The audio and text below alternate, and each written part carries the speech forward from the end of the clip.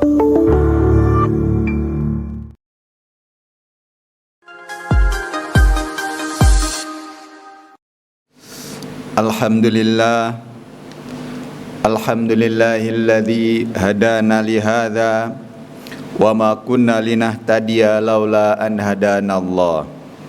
Asyhadu an la ilaha illallah wahdahu la syarikalah wa asyhadu anna Muhammadan abduhu wa rasuluh la nabiyya ba'da.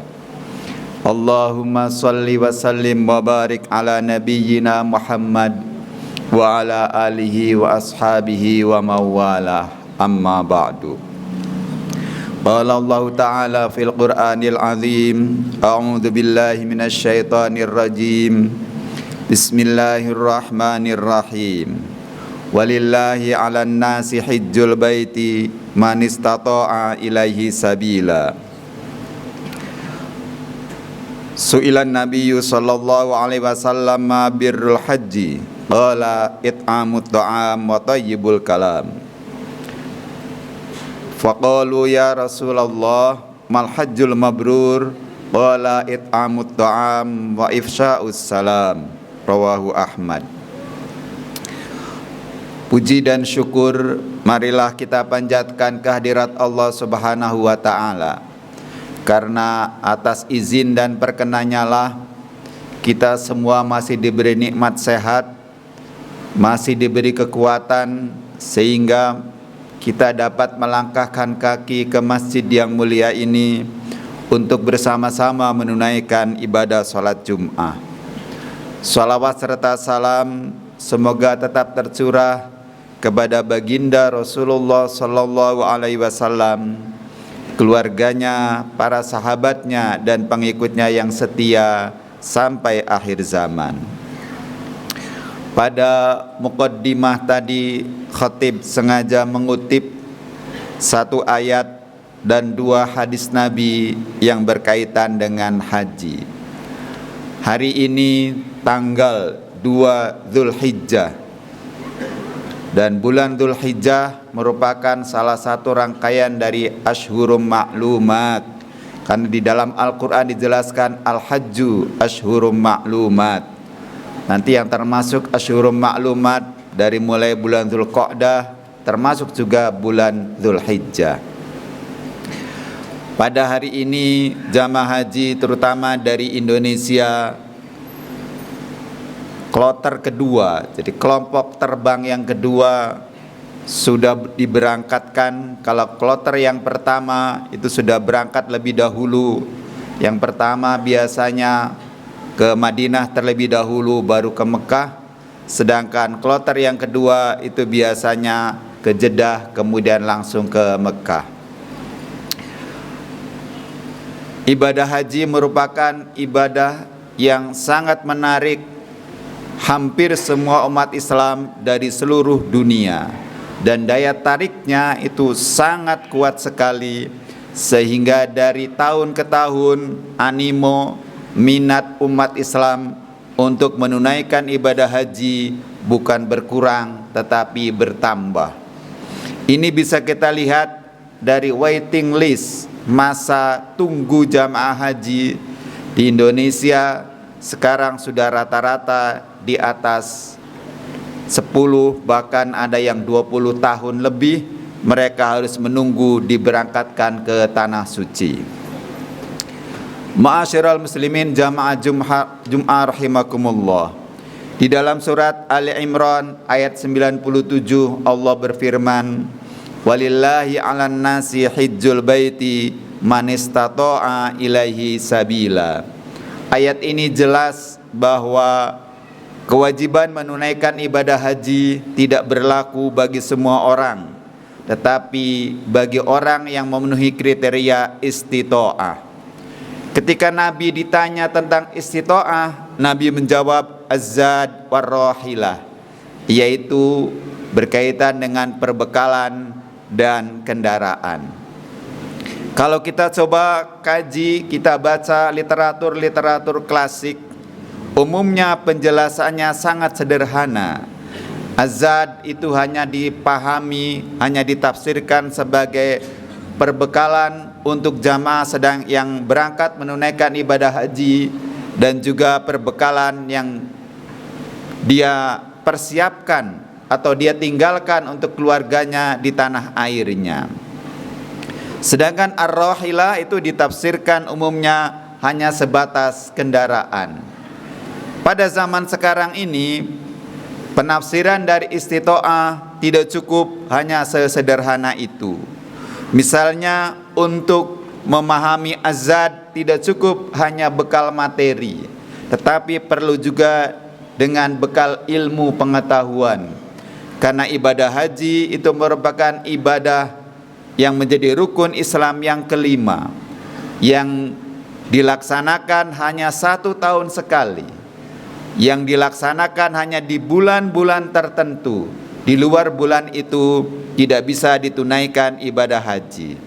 Memang sudah ada yang mengusulkan, salah seorang ulama dari Indonesia, supaya haji itu karena asyhurum ma'lumat, maka tidak hanya di bulan Dzulhijjah, nanti juga bisa di bulan-bulan yang lain termasuk di bulan haram. Tetapi pendapat ini tidak disetujui bukan hanya oleh ulama di seluruh dunia, tetapi juga oleh ulama-ulama di Indonesia. Kalau haji bisa dilaksanakan di luar bulan Dzulhijjah, clear, tidak ada antrian, tidak ada waiting list. Tapi nanti permasalahannya karena kata Nabi al-hajju arafata, bahwa inti dari haji adalah wukuf di Arafah. Sedangkan wukuf di Arafah itu hanya terjadi 1 tahun 1 kali, yaitu tanggal 9 Dzulhijjah. Nah, bagaimana kalau hajinya di luar bulan Dzulhijjah? Bagaimana kalau ibadah hajinya setelah tanggal 9 Dzulhijjah? Para ulama umumnya sudah sepakat bahwa kalau orang menunaikan ibadah haji tidak mendapatkan wukuf di Arafah, maka hajinya tidak sah dan tahun depan harus diulang kembali.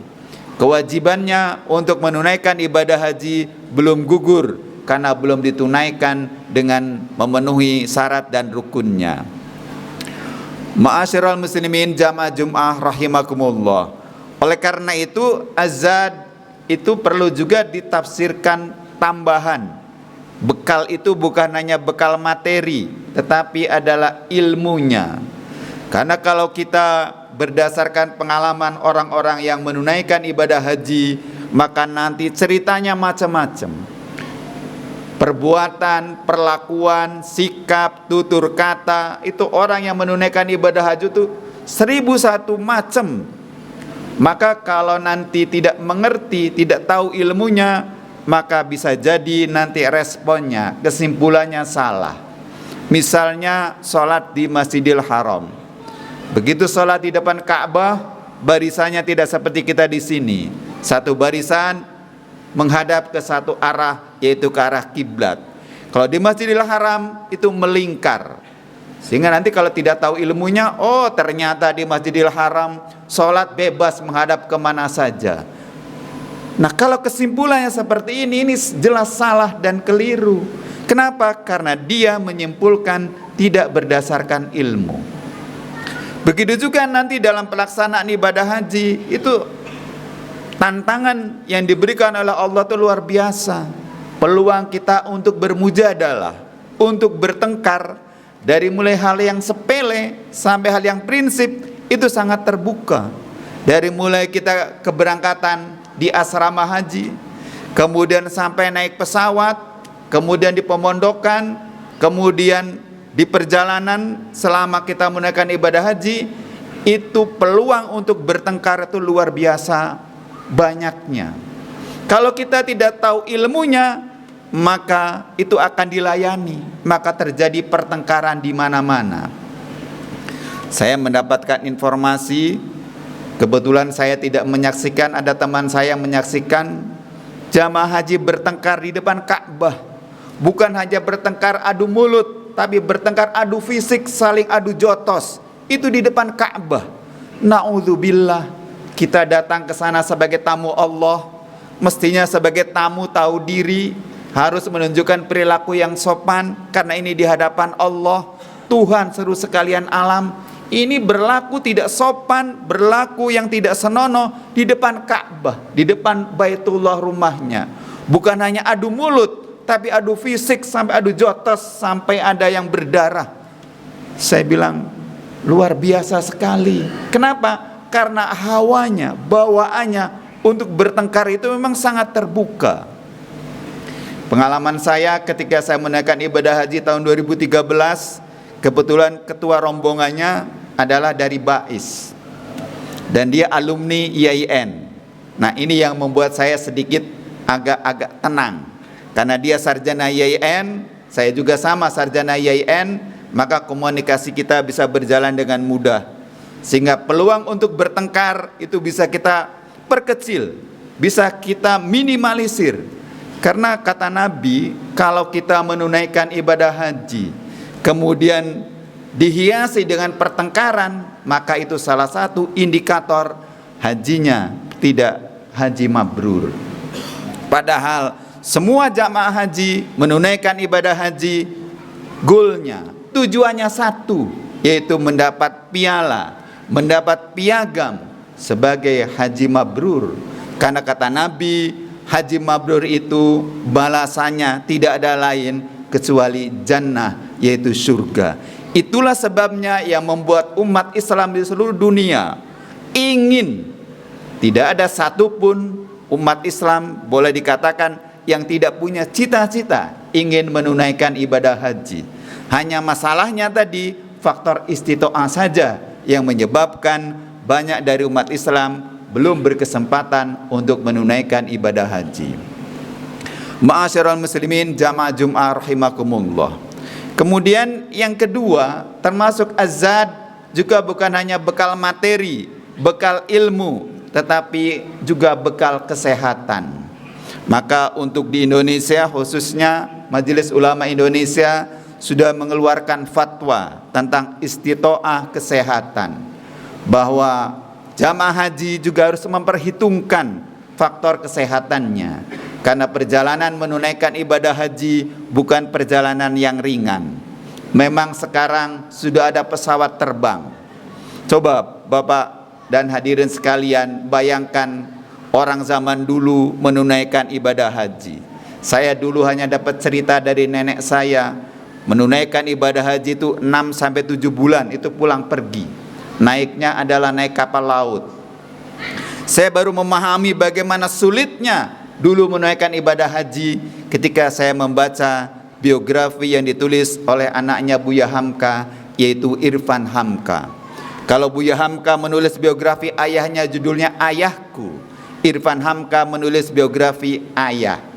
Nah, di situ ada satu chapter Irfan Hamka menemani ayahnya Buya Hamka pergi menunaikan ibadah haji menggunakan kapal laut. Bagaimana susahnya, bagaimana beratnya, bagaimana repotnya menunaikan ibadah haji menggunakan kapal laut. Nah, sekarang sudah tertolong dengan adanya pesawat terbang, perjalanan dari tanah air ke tanah suci kurang lebih 9 jam. Nah, Bapak dan hadirin sekalian, naik pesawat 9 jam itu bukan hal yang mudah. Kita nggak biasa di ruangan ber-AC itu bisa luar biasa membuat daya tahan tubuh kita bisa akan menurun. Kemudian juga telinga kita juga akan sangat terganggu. Maka dokter atau petugas kesehatan biasanya memberikan kiat-kiat bagaimana perjalanan panjang itu bisa dilalui dengan baik, sehingga kita bisa enjoy menjalani perjalanan yang cukup panjang itu. Dan ketika nanti turun di tanah suci, tubuh kita tetap fit sehingga bisa menunaikan ibadah dengan sebaik-baiknya. Dan sekarang di Saudi memang sudah ada ketentuan untuk penyakit-penyakit tertentu. Pemerintah Saudi angkat tangan. Kalau dulu semua orang yang sakit pasti mendapatkan perawatan, pelayanan dan tidak dikenakan biaya. Sekarang ada jenis-jenis penyakit tertentu itu harus ditanggung sendiri dan biayanya luar biasa besar. Maka oleh pemerintah biasanya ketika mau berangkat itu periksa kesehatan itu bukan hanya pas waktu mendaftar, tetapi ketika di asrama pun dicek kembali kesehatannya. Dan umumnya jamaah haji yang banyak dari Indonesia itu adalah resti, yaitu resiko tinggi. Kemudian oleh petugas kesehatan diberi gelang sebagai tanda. Nanti itu ada pemeriksaannya yang sangat rutin, satu hari bisa 2 kali atau 3 kali oleh petugas kesehatan untuk memastikan supaya kondisinya tetap fit, tetap prima. Kalaupun nanti ada keluhan, segera ditangani sehingga jamaah semuanya bisa menunaikan ibadah haji dengan sebaik-baiknya. Kemudian ar-rahilah, yaitu kendaraan. Nanti yang dimaksud kendaraan juga nanti mencakup kesempatan. Tahun 2020 sudah terdaftar, sudah melunasi, pas mau berangkat ada COVID. Jadi walaupun sudah semua persyaratan manasik sudah oke, kemudian ilmunya sudah oke, semua tinggal pas mau berangkat ada pandemi, maka kesempatannya tertutup. 2020, 2021, baru sekarang tahun 2022 dibuka, dan itu pun kuotanya hanya 50%. Dari 200.000 yang boleh diberangkatkan hanya 100.000, itu pun usianya yang di bawah 65 tahun. Sedangkan yang 65 tahun ke atas belum bisa diberangkatkan untuk tahun ini 2022. Kita doakan semoga saudara-saudara kita yang sudah mendaftar diberi kesempatan untuk menunaikan ibadah haji di tahun depan, tahun 2023. Ma'asyiral muslimin jamaah Jum'ah rahimakumullah. Kemudian yang penasaran sekali perlu kita ulas adalah berkaitan dengan haji mabrur ini. Rasulullah ketika ditanya apakah haji mabrur itu, Rasulullah memberikan penjelasan. Jadi indikator seseorang menunaikan ibadah, bahwa ibadah hajinya adalah mabrur, Rasulullah memberikan indikator pasca setelah menunaikan ibadah haji. Yang pertama it'amut ta'am, bahwa dengan ibadah haji akan bisa memotivasi, jadi membuka kepekaan hatinya untuk peduli dengan sesama, mau memperhatikan nasib sesama, mau menolong sesama, membantu kaum du'afa, mau berbagi. Itulah indikator orang itu hajinya adalah mabrur. Kemudian yang kedua adalah ifsya'us salam, menebarkan kedamaian. Dari mulai mengucapkan salam, kemudian berusaha agar kehadirannya tidak membuat kegaduhan, kehadirannya tidak membuat orang terancam, kehadirannya tidak membuat orang tersudutkan. Itu namanya ifsya'us salam. Di mana-manapun kehadirannya membawa kedamaian. Ini indikator yang kedua orang yang menunaikan hajinya haji mabrur. Dan yang ketiga adalah watayyibul kalam, ngomongnya dengan santun, tutur katanya lemah lembut, ngomongnya tidak nyelekit, ngomongnya tidak kasar, ngomongnya tidak menyakiti, enak didengar, adem. Itu adalah indikator yang ketiga orang yang dapat menunaikan ibadah hajinya haji yang mabrur. Sekali lagi mari kita doakan jamaah haji kita yang diberi kesempatan tahun ini menunaikan ibadah haji, semoga bisa menunaikan ibadah hajinya dengan baik dan pulang ke tanah air membawa predikat haji mabrur. Barakallahu li wa lakum fil Qur'anil azim wa nafa'ani wa iyyakum bima fihi minal ayati wa dzikril hakim wa taqabbalallahu minna wa minkum tilawatahu fastaghfiruhu innahu huwal ghafurur rahim.